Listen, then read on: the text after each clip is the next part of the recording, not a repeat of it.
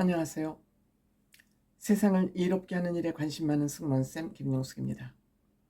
윤석열 대통령 관저에 갇혀 있다고 생각됩니다. 그렇죠.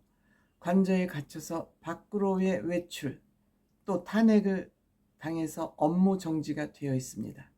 그러면 관저에 있을지라도 저는 감옥이나 다름없는 생활을 하고 있다고 생각이 됩니다. 즉 몸은 자유일지 모르지만 마음이 감옥일 것이다, 이런 생각이 듭니다. 물론 윤석열 대통령이 큰 잘못을 했습니다. 지금 내란죄라고 하지 않습니까?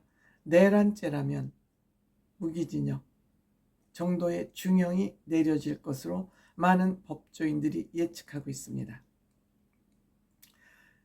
윤석열 대통령이 왜 이런 판단을 했을지는 모르지만 최근은 윤석열 대통령을 내용을 비판하기보다는 측은하다는 생각이 듭니다. 윤석열 대통령이 권력이 없고 돈이 없고 지위가 약해서가 아니라 그 윤석열 대통령이 생각이 많은 사람들로 하여금 측은하다는 생각을 하게 하고 있다. 아마 연로하신 태극기 부대가 윤석열 대통령을 애워싸고 윤석열 대통령을 보호하려는 그 마음도 측은지심에서 나온 사람들도 많을 것이다. 물론 자통당의 요구로 인해서 나왔을 수 있지만 그 중에는 정말 측은지심으로 나온 사람들도 많이 있을 것으로 생각이 됩니다. 그렇다면 윤석열 대통령이 지금 이 지경에 이르게 된 이유가 있지 않겠습니까? 원인이 있지 않겠습니까? 그래서 제가 나름대로 그 원인이 뭘까 하고 대충 한 10가지를 꼽아봤습니다. 그 밖에도 다른 이유가 더 많이 있을 것입니다. 성공하는 사람들의 이유는 한 가지이지만 망하고 실패하는 사람의 경우 그 이유는 수만 가지라고 그러지 않습니까? 저는 그냥 간단하게 가장 중요한 줄기 사건만 한 10가지를 꼽아봤습니다. 우선 저는 첫 번째로 윤석열 대통령이 김건희라는 여자와 결혼한 것부터가 저는 큰 인생 실패작이라고 생각합니다. 저는 처음부터 김건희 여사 때문에 큰일이라고 처음부터 많은 얘기를 했었습니다. 여러 사람들의 얘기하고 제가 영상을 통해서도 했습니다. 그 모습이 본인이 아이돌입니까? 본인이 무슨 공주입니까? 본인이 무엇 때문에 그렇게 비즈니스를 하는 사람이 성형외과를 들락거리게 되고 본인의 경력을 부풀려서 이렇게 윤석열 대통령을 난처하게 만듭니까? 애초부터 이 윤석열 대통령이 김건희라는 원죄를 짊어지고 대통령이 될 수밖에 없었다, 이렇게 생각됩니다. 또한 윤석열 대통령은 국민의힘 이준석 대표를 패싱하고 이준석 대표가 왜 지방 출장 중에 도둑 입당을 했습니다. 대표가 없는데 입당하는 건 도둑 입당이죠. 이것부터 판단이 굉장히 왜곡되어 있었다, 저는 이렇게 생각합니다. 떳떳하지 못하다, 당당하지 못하다, 뭔지 음습하다, 저는 이렇게 생각이 됐습니다. 그 다음 세 번째, 이준석이 야생마 같은 윤석열 대통령을 확실하게 길들이게 했어야 되는데 이준석이 이 야생마를 길들이지 못하고 국민의힘 대표에서 쫓겨나면서 이것이 큰 문제를, 불행을 잉태하는 시발점이 됐다, 저는 이렇게 생각합니다. 이렇게 되면서 윤핵관이 바로 했다. 윤핵관들이 놀아나기 시작했다. 윤석열 대통령 권력을 등에 업고 이들이 활거하기 시작했다. 저는 이렇게 생각합니다. 이것이 큰 불행의 씨를 또 안겨줬다고 생각이 됩니다. 결정적으로 이준석을 내부 총질한다고 그러면서 이준석을 내쫓기 위해서 5만 가지 수단을 다 동원을 했습니다. 5만 가지 수단을 다 동원을 하면서 그때부터 청년들의 지지가 빠져나가기 시작하면서 윤석열 대통령의 지지율은 20%를 넘지 못하면서 20%대를 넘지 못하면서 거기에서 헤매고 있었습니다. 정말 태극기 부대 자통당들 중심으로만 윤석열 대통령 지지층이 형성되고 있었습니다.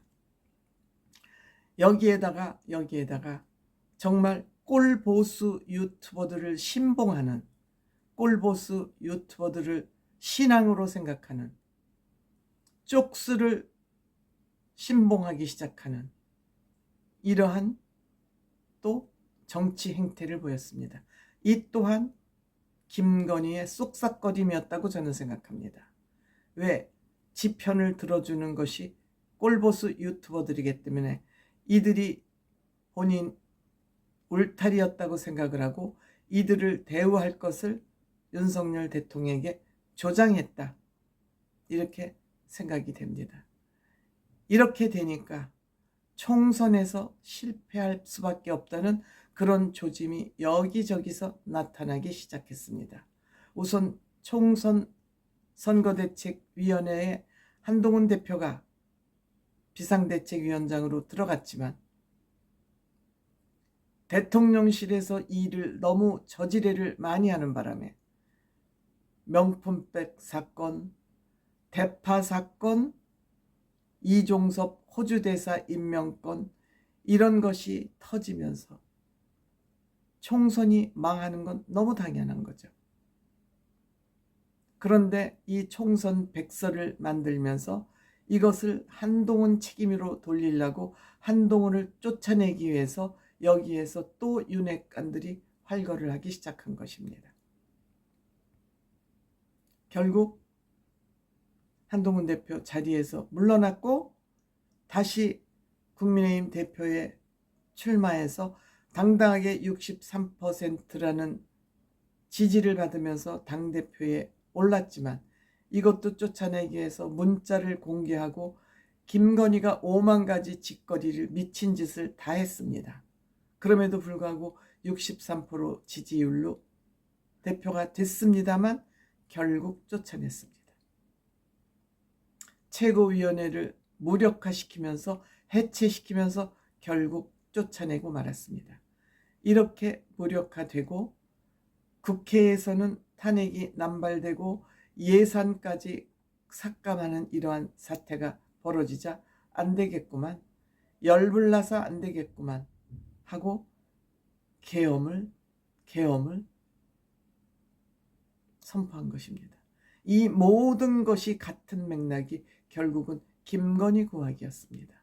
김건희에 대한 조그만 비판이라도 가하는 사람은 그거는 바로 처단의 대상인 겁니다. 여기가 북한인가요? 윤석열 대통령이 김건희인가요? 이퀄 아니잖아요. 근데 윤석열 대통령은 김건희 얘기를 하느님 말씀처럼 믿었습니다. 결국 계엄을 선포했고 이제는 구속되는 일만 남고 얼마나 형을 받느냐, 이것만 남았습니다. 아주 확실하게 김건희는 남편 윤석열을 망가뜨리는데 성공했습니다. 김건희는 굉장히 성공한 여자입니다. 왜? 남편을 대통령에서 끌어내리는데 획기적인 성공을 거둔 그런 아주 대한민국 최고의 악처다, 최고의 악녀다, 저는 이렇게 생각됩니다. 때문에 윤석열 대통령이 이렇게 폭망할 수밖에 없었던 원죄는 김건희와 결혼한 것이다. 남자는 여자를 잘못 만나면 이렇게 폭망한다. 다만 여자는 남자를 잘못 만나더라도 여자가 이 남자를 지키고자 하고 정신을 바로 가지고 있으면 가정도 무너지지 않고 남편도 무너지지 않습니다. 여자가 중심을 잡으면 남자가 알코올 중독, 도박 중독, 마약 중독에 걸리더라도 이 여자가 남자를 지키기로 마음을 먹으면 그 남자를 어쩌든지 구해냅니다.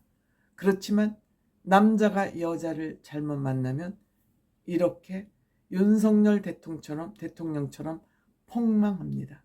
그러니까 여자의 힘이 남자들에게 얼마나 절대적인지를 이 윤석열 대통령 부부가 우리에게 적나라하게 보여주고 있습니다. 저는 한편으로는 윤석열 대통령이 요새는 안타깝다는 생각을 하고 있습니다.